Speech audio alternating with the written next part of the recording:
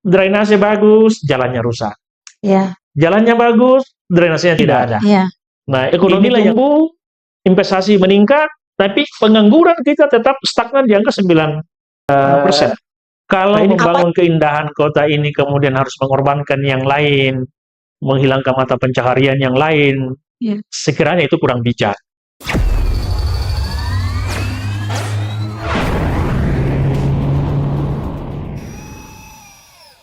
Assalamualaikum warahmatullahi wabarakatuh. Terima kasih Anda yang selalu setia bersama kami di channel ini.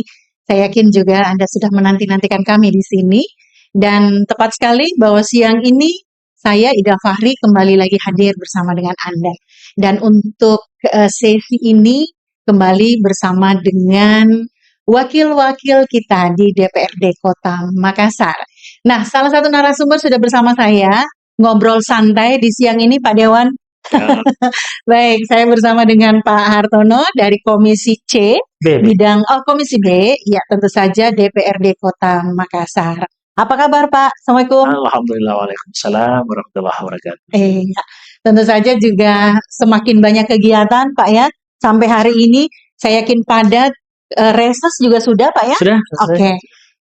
Selalu saja di setiap program ini saya mengawali dengan bagaimana kabar para konstituen Pak, dengan tentu saja hal-hal yang ditanyakan pada saat reses, untuk mengetahui juga sudah sampai sejauh mana progres, kemudian keluhan-keluhan para konstituen ini kemudian ditindaklanjuti. Nah, untuk periode ini seperti apa Pak yang boleh disampaikan? Bismillahirrahmanirrahim. Assalamualaikum warahmatullahi wabarakatuh. Alhamdulillah, kami baru-baru melaksanakan reses. Iya. Dan seperti biasa memang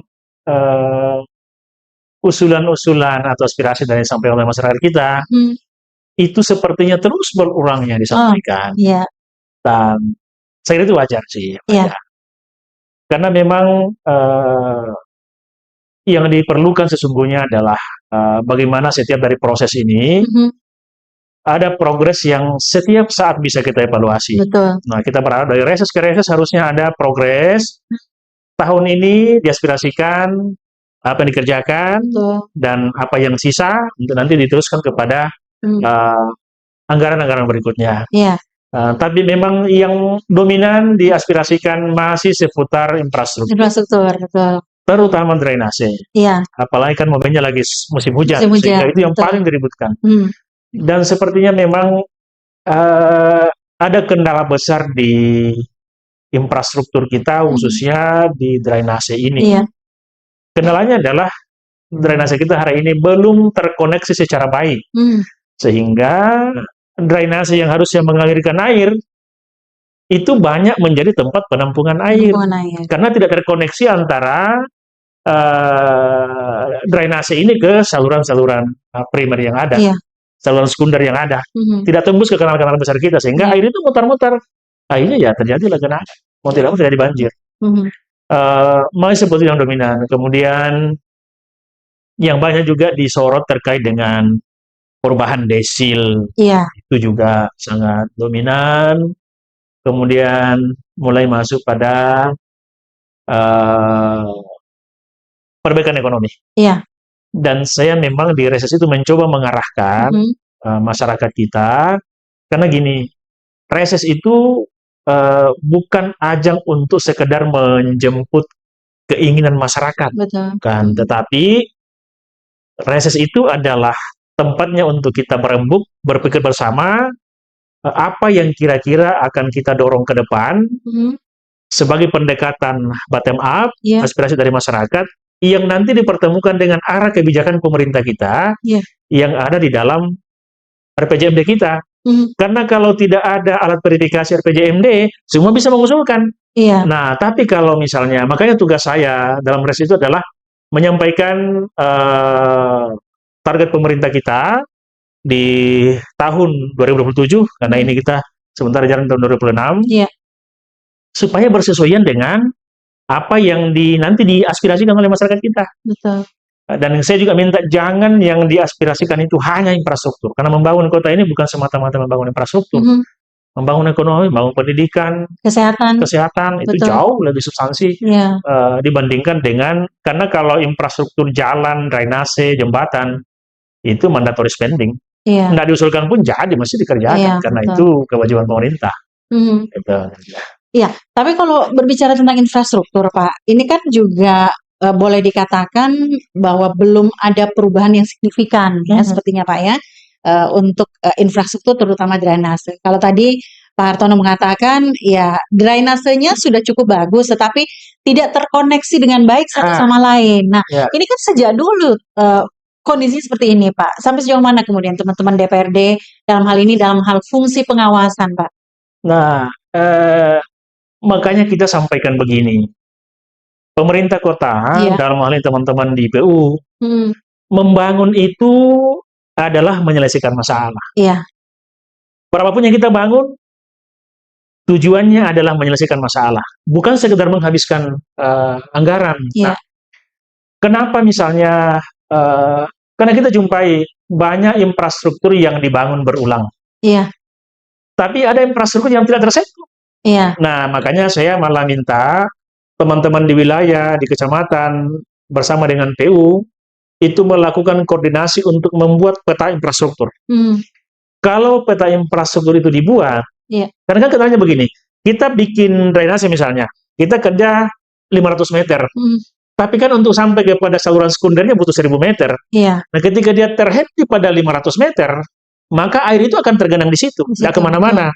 Nah, yang kita butuhkan adalah bagaimana membuat petanya, sehingga kita tahu tahun ini dikerjakan sampai di sini, berikutnya dikerjakan ke sana lagi, supaya betul-betul selesai. Jangan ada yang berulang, ada yang tidak disentuh.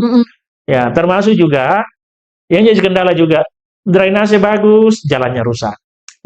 Jalannya bagus, drainasenya tidak ada. Nah, inilah yang membuat dampak dari pembangunan kita kadang tidak maksimal. Karena harusnya pas bikin jalan, perbaiki drainasenya, supaya jalannya bagus, drainasenya bagus, supaya begitu dinikmati secara maksimal oleh masyarakat kita. Nah, ini yang memang masih menjadi pekerjaan bersama, dan tentu kami di DPR dalam fungsi pengawasan kami mendorong bahwa program itu harus jadi solusi bagi persoalan masyarakat. Tidak sekedar kita menunaikan kewajiban, tetapi mesti selesai apa yang diminta oleh masyarakat kita melalui program-program yang dibiayai oleh APBD kita. APBD. Kalau melihat seperti apa hal yang disampaikan masyarakat ataupun konstituen nih Pak Hartono, sampai sejauh mana, berapa persen nih kemudian sudah terlihat bahwa oh ini sudah terrealisasi? Kalau bicara persentase juga mungkin tidak pas untuk menyebutkan angka itu, tetapi artinya banyak perubahan begitu Pak? Saya kira sudah lumayan lah, sudah lumayan.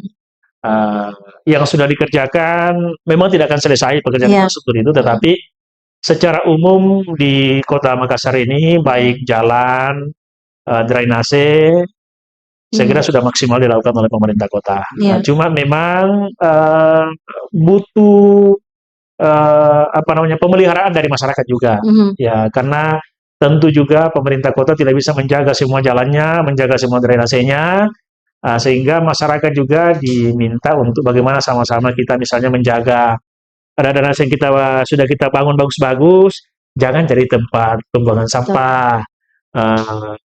Kita pelihara sama-sama lah supaya ini berfungsi maksimal. Saya kira kita bersyukur bahwa pembangunan infrastruktur di kota ini berjalan dengan baik, progresnya baik, dan saya kira ke depan memang mungkin tidak lagi fokus di situ. Dan memang kalau kita lihat di visi misinya Pak Wali, infrastruktur itu sekarang ada di poin ketiga. Poin ketiga, artinya bukan lagi prioritas. Yang pertama itu sekarang ada di bagaimana membangun kemandirian ekonomi dan membuka lapangan kerja. Yang kedua, bagaimana membangun peningkatan kualitas sumber daya manusia.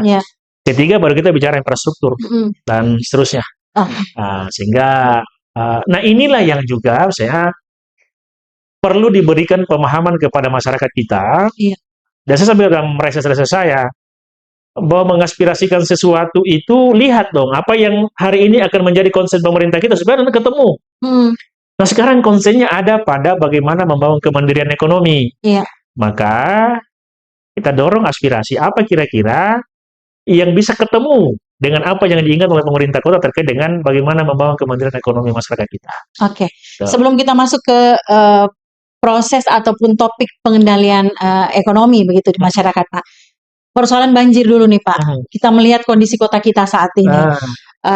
Ini kan selalu merasa khawatir kalau kemudian intensitas hujan yang cukup tinggi, kemudian bersamaan dengan pasang, ini kan juga membuat khawatir, Pak, ya, bahwa nanti ketinggian air akan semakin tinggi. Seperti apa kemudian ke depannya ataupun sampai saat ini upaya yang dilakukan untuk kemudian bisa semakin meminimalisir untuk kondisi banjir? Kalau bicara banjir, mungkin yang paling signifikan terdampak itu adalah Kecamatan Manggala, dapil saya, Kecamatan Manggala. Karena ini baru-baru kita kena lagi di awal tahun ini, dan hampir sampai hari ini belum ada solusi komprehensif bagaimana mengatasi persoalan banjir yang ada di Kota Makassar, khususnya ada di Kecamatan Manggala, saya sudah langganan 1 tahun.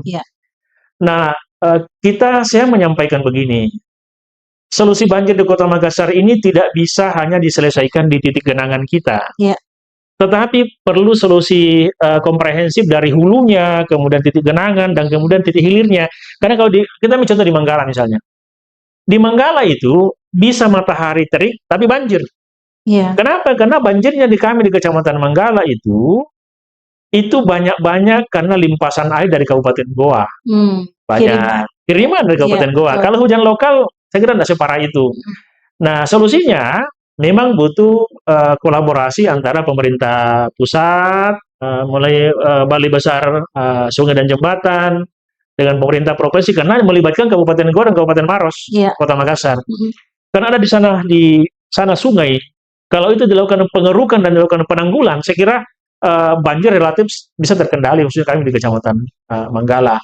Kalau di kota misalnya, di pusat-pusat kota, saya kira banjir kita selain karena pasang, curah hujan, juga memang banyak disebabkan oleh drainase kita yang tidak lagi berfungsi sebagai drainase.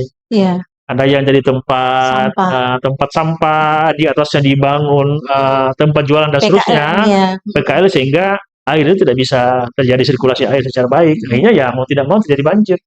Itu, nah saya kira penyelesaiannya harus secara komprehensif dilakukan oleh pemerintah kota dengan betul-betul konsen pada penyebab banjirnya, bagaimana mengatasinya.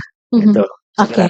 Rapat dengar pendapat, Pak. Ini mungkin ada beberapa yang sudah kemudian terlihat ya untuk Komisi B.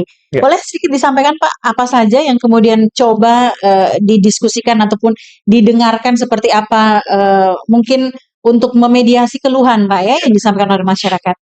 Kalau kami di Komisi B dalam minggu-minggu terakhir ini intens menggelar rapat dengar pendapat terkait dengan pajak, mungkin satunya, pajak yang sementara ini teman-teman mengatakan kenapa kita konsen pajak, sementara kan di tahun 2025 pemerintah Kota Makassar itu melalui Bapenda itu mencapai prestasi yang saya kira cukup membanggakan. Kita hampir menembus 2 triliun PAD kita dari pajak ini. Betul. Tetapi kami masih menganggap bahwa prestasi hampir 2 triliun ini tidak boleh berhenti sampai di situ. Karena kami masih menganggap masih banyak potensi-potensi pajak yang belum terkelola, termasuk dugaan masih banyak kebocoran dari pengelolaan pajak kita. Sehingga kami mencoba komunikasi dengan teman-teman di Bapenda dan disampaikan bahwa ternyata memang banyak dari wajib pajak kita ini yang pajaknya menunggak bertahun-tahun. Ada yang tidak bayar pajak sama sekali. Nah, kita coba panggil semua kemarin ke kantor, kita ingin mendengarkan apa masalahnya. Nah, supaya dari situ apa masalahnya, bersama-sama dengan Bapenda, ayo kita selesaikan, carikan solusinya apa. Dan dia disampaikan semua keluh kesah mereka, para pengusaha ini terkait dengan kewajiban mereka untuk melaksanakan Perda Nomor 1 tahun 2024 tentang pajak. Ya, itu. Dari RDP ini, Pak, apa kira-kira yang menjadi kendala sehingga kemudian para wajib pajak ini yang seharusnya ini tertib membayar pajak setiap tahun, bahkan ada yang tidak membayar Ada pajak. yang bayar pajak, ada yang puluhan tahun tidak bayar pajak. Yang disampaikan mereka pertama, ada yang dengan polosnya mengatakan kami tidak tahu Pak kalau ada pajak. Padahal sudah dikasih surat peringatan berkali-kali terkait dengan kewajiban pajaknya. Ada yang mengatakan ekonomi sedang tidak bagus Pak, omset kami menurun. Tetapi kan mesti dipahami begini, khususnya untuk pajak restoran yang kami dalami beberapa terakhir ini, pajak restoran itu kan sesungguhnya para pelaku usaha itu tidak membayar pajak sesungguhnya, tetapi mengumpul pajak ya untuk diserahkan kepada pemerintah kota, karena di dalam bil belanja konsumen kita ya sudah ada 10% itu adalah pajak. Betul. Nah, celakanya karena konsumen sudah bayar pajaknya, tapi pelaku usaha tidak serahkan ke store. Nah, ini yang kita coba betul-betul kasih teguran kepada para pelaku usaha. Bahwa kita sampaikan kalau masyarakat sudah bayar pajak pada saat mereka bayar makanan mereka, minuman mereka, Anda kumpulkan lalu Anda tidak serahkan, maka itu masuk dalam tindak penggelapan pajak. Itu bisa pidana. Tetapi memang kita juga minta supaya teman-teman di Bapenda itu serius melakukan edukasi, sosialisasi terkait dengan kewajiban pajak ini. Bahwa pajak ini sesungguhnya bukan untuk memberatkan para pelaku usaha, bukan. Tetapi kita minta pelaku usaha ini supaya iklim usaha ini terus kondusif, berkontribusilah sama-sama bagi pembangunan kota melalui pajak yang tinggal distorkan. Karena sudah menarik dari masyarakat. Maka banyak yang narik tapi tidak distorkan. Nah, itu kita betul-betul minta Bapenda atensi, Bang kami berikan rekomendasi. Kalau sudah dikasih teguran dan tidak dilaksanakan, kita tutup aja. Ya, supaya ada keadilan para pelaku usaha untuk berusaha di kota ini. Artinya Pak, bahwa memang teman-teman Bapenda tidak kemudian mengedukasi, sosialisasi berkaitan dengan pajak ini, karena kan dengar pendapat hadir Bapenda juga, hadir pelaku usaha juga itu yang kemudian mengatakan tidak tahu regulasinya bahwa ada seperti itu. Ya, itulah yang kita sampaikan kepada teman-teman di Bapenda, bahwa jangan juga cuma nunggu orang datang bayar pajak. Anda mesti turun, betul-betul melakukan pendataan, kemudian lakukan sosialisasi, lakukan edukasi, sehingga semua orang tahu, dan hanya dengan tahu tentang kewajiban pajak itulah kita berharap ada kesadaran yang kemudian lahir untuk mereka mau membayar pajak mereka. Bahwa boleh jadi ini akal-akalan, tapi kami di RDP itu bukan mau mencari siapa yang salah, siapa yang benar, tetapi tugas kami adalah dalam rangka melaksanakan fungsi pengawasan. Kami panggil pelaku usaha, apa masalahnya, panggil Bapenda, kasih ketemu, silahkan tempuh jalan terbaik untuk pelaku usaha melaksanakan kewajibannya. Bapenda, pemerintah kota menerima haknya untuk menerima pajak dari masyarakat yang akan nanti kembali kepada masyarakat untuk dipakai membangun kota ini. Gitu. Betul. Fungsi legislasi kan teman-teman DPR juga, Pak ya. Artinya dengan kondisi seperti ini sudah harus memang memberikan efek yang jerah kepada memang pelaku usaha yang tidak menaati aturan pajak yang sudah ada. Sampai sejauh ini bagaimana teman-teman? Hanya kemudian komunikasi ke teman-teman Bapenda untuk kembali mengedukasi, kembali memberikan sosialisasi kepada pelaku usaha tanpa kemudian ada efek jerah mungkin selain penutupan tempat usaha? Karena kan secara regulasi yang merupakan peraturan daerah yang disepakati antara pemerintah kota dengan DPR, itu kan kita punya Perda Nomor 1 tahun 2024 tentang pajak restoran. Nah, tugas kami adalah mengawasi pemerintah kota dalam melaksanakan aturan ini, termasuk pemerintah kota dalam rangka mensosialisasikan peraturan daerah ini kepada pelaku-pelaku usaha. Nah, inilah yang memang kadang tidak secara maksimal dilakukan. Nah, sehingga dari situlah para pengusaha berdalil, kami tidak tahu Pak kalau ternyata ada begini. Nah, ada juga memang yang akal-akal tidak mau bayar pajak saja. Ada saja. Tetapi apapun itu, yang kita harapkan adalah Bapenda Iya. itu terus melakukan sosialisasi secara maksimal terkait dengan peraturan daerah kita, sambil kami DPR terus memantau apakah aturan ini sudah benar ada yang ditegakkan di dalam kehidupan dunia usaha di Kota Makassar. Ada waktu yang diberikan Pak, kira-kira kapan kemudian melihat mengevaluasi lagi untuk yang belum bayar? Dari beberapa yang kita, karena semua pelaku usaha dengan kasusnya masing-masing, saat itu juga Komisi B memberikan rekomendasi. Kasih rekomendasi, dan pasca Lebaran ini kami akan rapat monitoring dengan Bapenda sebagai mitra kerja kami, dan di situ kami akan minta, kemarin yang ini kita panggil, nunggak-nunggak pajak begini gimana progresnya. Dan kami berharap, dan kami dengar dari, karena ada beberapa kali kita RDP, penyampaian dari teman-teman Bapenda itu mengatakan, sudah banyak yang datang, dengan kesadaran sendiri datang, punya itikat baik, ada yang memang tidak bisa langsung selesaikan tunggakannya, minta dicicil, tapi bagi kami di Komisi Benda, bukan urusan kami di situ. Urusan cicil-mencicil, berapa banyak, terminnya berapa, itu urusannya Bapenda. Tugas kami adalah memastikan pelaku usaha ini menunaikan kewajibannya berdasarkan perintah peraturan daerah. Kami percaya dengan ini, dugaan kita insya Allah akan signifikan itu memperbaiki penerimaan kita dari sisi perpajakan kita. Artinya sampai ke 2T, Pak ya? Ya, sekarang kan kita 2025 ini sudah angka 1,97 triliun. Dan Pak Wali mintanya di 2026 ini kalau boleh nembus di angka 2,6 triliun. 2,6 triliun. Ya, dan kita sih menganggap itu target yang rasional. Sepanjang kita bisa menutupi semua kebocoran yang ada, semua pelaku usaha kita dorong untuk menjadi wajib pajak yang baik, patuh, saya kira 2,6 triliun itu bukan angka yang muluk-muluk. Bisa kita capai dengan itu semua. Ya, butuh memang kerjasama dari semua pihak, DPR, pemerintah kota, dan tentu pelaku usaha. Para pelaku usaha. Oke, berkaitan juga dengan perekonomian nih Pak Hartono, ekonomi masyarakat, berkaitan dengan PKL, penertiban PKL ini kan masuk juga nih, ada keterkaitan Pak ya? Bagaimana kemudian mereka mencari nafkah, kemudian tempat yang memang mereka tidak seharusnya di situ, artinya dilakukan penertiban. Kita mengapresiasi juga pemerintah kota yang kemudian melakukan penertiban. Tetapi bagaimana nasib mereka ini Pak, PKL ini yang kemudian sudah ditertibkan, apakah mereka dipindahkan, direlokasi, atau kemudian justru saat ini tidak berkegiatan sama sekali? Inilah memang persoalan pedagang saudara kita yang ada di pedagang kaki lima ini, hampir menjadi persoalan di seluruh kota dimanapun saya kira Pak ya.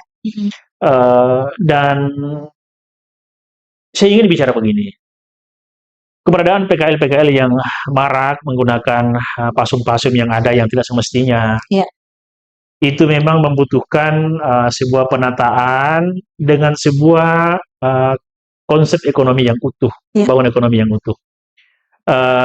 Saya kira mereka juga berjualan di pasum-pasum itu karena tidak ada pilihan.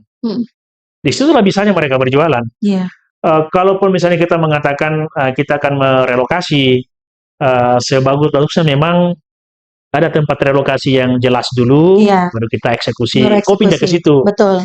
Karena kalau kita mewacanakan ini kan begitu mereka ditertibkan, usaha mereka berhenti, itu akan menjadi sangat sensitif karena ini menyangkut kelangsungan hidup. Betul. Ya, sehingga ini juga memang satu tantangan bagi pemerintah kota, bagaimana mengatur ini semua sehingga yang ditertibkan kemarin ini kemudian tidak kehilangan pekerjaan hari ini. Karena kita ini sudah, Makassar ini pengangguran terbuka kita itu dari tahun ke tahun tidak ada progres untuk pengurangan angka pengangguran kita. Terus di angka sekitar, sekarang kita punya angka pengangguran itu di angka sekitar 71.000 sekian orang dari angkatan kerja yang ada. Di angka 9,7% lah dari angkatan kerja kita. Sementara pada saat yang sama, pemerintah kota kita dengan konsep membangun kota yang inklusif, termasuk ekonomi yang inklusif, kan harusnya kalau diterjemahkan secara bagus, maka membangun ekonomi yang inklusif itu sama dengan kita mengatakan ini adalah peluangnya bagi UMKM, bagi mereka yang mungkin pedagang-pedagang kaki lima untuk bisa mendapatkan akses dari pembangunan ekonomi, program ekonomi inklusif yang sedang dicoba dicanangkan oleh pemerintah kita. Cuma ini kan memang tidak boleh hanya sekedar menjadi wacana, tetapi ada konsep real yang kemudian bisa dihadirkan, yang segera bisa diikuti oleh masyarakat kita. Karena memang kalau secara umum kita bicara ekonomi kota kita, ekonomi kita di Makassar ini tumbuh di angka 5,6% di tahun 2025 kemarin. Saya kira prestasi. Tetapi pada saat ekonomi tumbuh sebesar itu, tidak signifikan mempengaruhi angka masyarakat miskin kita. Tidak kemudian mempengaruhi angka pengangguran kita. Angka pengangguran tetap di angka 9%. 9%, ya. Kan logikanya ketika ekonomi tumbuh, maka pengangguran itu harus berkurang karena lapangan kerja terbuka. Apalagi kalau kita mengklaim misalnya kota ini sedang tumbuh investasi di kota ini. Kalau data itu, makanya saya kadang mengatakan sepertinya kita perlu mendalami betul ini kebenaran data statistik. Karena secara logika, kalau investasi bertumbuh, maka secara paralel serapan kerjanya terbuka, penganggurannya harusnya berkurang. Tapi ini tidak. Ekonomi tumbuh, investasi meningkat, tapi pengangguran kita tetap stagnan di angka 9%. Nah, ini apanya yang salah, Pak? Di mana yang salah kira-kira? Karena memang kalau kita lebih dalam membedah misalnya struktur pertumbuhan ekonomi kita, itu memang sepertinya tidak banyak melibatkan pelaku UMKM kita. Sementara yang paling banyak digeluti oleh masyarakat kita hari ini adalah usaha-usaha UMKM, betul. UMKM kita. Betul. Nah, sebagai bentuk konkret dari pelaksanaan program ekonomi inklusif itu adalah memberikan keberpihakan kepada pelaku UMKM ini. Nah, salah satu yang dijanjikan Pak Wali dalam program strategisnya itu adalah memberikan bantuan modal usaha. Saya kira ini penting untuk ditunaikan sehingga ekonomi yang tumbuh ini tidak hanya dikontribusikan oleh pengusaha-pengusaha besar, tetapi ditumbuhkan oleh pelaku ekonomi mikro, UMKM. Karena konsep ekonomi, pertumbuhan ekonomi yang saya anut, yang saya yakini, yang saya anggap benar adalah pertumbuhan ekonomi yang ditopang oleh banyak kaki. Banyak kaki UMKM. Bukan pertumbuhan ekonomi yang hanya ditopang oleh beberapa kaki besar. Dan itu yang terjadi di kota ini. Pertumbuhan ekonomi yang besar itu lebih banyak ditopang oleh kaki-kaki besar. Itu juga terkonfirmasi pada angka Gini rasio kita. Angka Gini rasio kita hari ini ada di angka 0,39, hampir 4%. Kalau di atas 3, itu menunjukkan ada kesenjangan besar antara orang kaya dengan miskin di kota ini. Sehingga kalau ini tidak menjadi perhatian kita, maka boleh jadi ekonomi kita di tahun 2026 ini kita targetkan tumbuh di angka 6,5%. Tetapi kalau ekonomi itu tumbuh tetapi tidak mengurangi angka kemiskinan, tidak mengurangi angka pengangguran, lalu untuk apa? Kepada siapa pertumbuhan itu kita hadirkan? Nah, biarlah dia pertumbuhan ekonomi tidak tinggi-tinggi amat, tetapi kalau pertumbuhan itu dikontribusikan oleh banyak kaki pelaku ekonomi kita, maka itulah yang sesungguhnya disebut sebagai ekonomi inklusif. Bukan ekonomi yang didominasi oleh konglomerat. Dan itu yang sedang terjadi di kota ini. Di kota Makassar.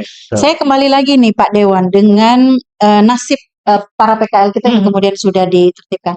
Barangkali saja ada yang kemudian menonton kita dan bertanya, ini saya bagaimana ini Kodong? Bagaimana sekarang saya ini?